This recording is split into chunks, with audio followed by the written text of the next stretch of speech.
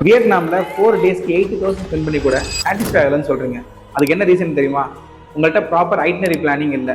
7 days பார்க்க வேண்டிய ஒரு லொக்கேஷனை 4 டேஸில் பார்க்கணும்னு சொல்கிறீங்க. அதுதான் பிரச்சனை. நான் கொடுக்குற எந்த பிளான் நீங்கள் ஃபாலோ பண்ணுங்கள், உங்களால் எண்ட் டு எண்ட் வியட்நாமை கம்ப்ளீட்டாக பார்க்க முடியும். டே 1 and 2 நீங்கள் ஹனாயில் ஸ்டே பண்ணி கம்ப்ளீட் ஹனாய் எக்ஸ்பீரியன்ஸ் பண்ண முடியும். டே 3 and 4 ஹலாங்வேல ஒரு க்ரூஸ் எடுத்து கம்ப்ளீட் ஹலாங்வேவையும் க்ரூஸை நீங்கள் எக்ஸ்பீரியன்ஸ் பண்ண முடியும். டே 5 and 6 பார்த்தீங்க அப்படின்னா பக்கத்தில் இருக்க ஹோய்ஹான் அண்ட் சாய்கான் இந்த பிளேசஸை கவர் பண்ண முடியும். இந்த இன்டர்சிட்டி டிரான்ஸ்ஃபர்ஸ்க்கு நீங்கள் பஸ்ஸை விட ஃப்ளைட் ப்ரிஃபர் பண்ணலாம். ரீசன் பார்த்தீங்க அப்படின்னா உங்களுக்கு டைம் நிறையவே சேவ் ஆகும். அட் த சேம் டைம் ஃப்ளைட்டோட காஸ்ட் 1,500 to 2,000 மட்டும் தான் இருக்கும். ஸோ உங்களுக்கு பட்ஜெட் ஃப்ரெண்ட்லியாகவும் இருக்கும். அண்ட் இன்னொரு முக்கியமான விஷயம், நீங்கள் ஹலாங் பேல க்ரூஸில் ஸ்டே பண்ண போறீங்க அப்படின்னா நீங்கள் மணியை ப்ரையாரிட்டைஸ் பண்ணாமல் எக்ஸ்பீரியன்ஸை ப்ரையாரிட்டைஸ் பண்ணுங்க. பிகாஸ் 2,500 rupeesக்கு உங்களுக்கு க்ரூஸ் கிடைக்கும். பட் அந்த எக்ஸ்பீரியன்ஸ் அவ்வளோ நல்லா இருக்காது.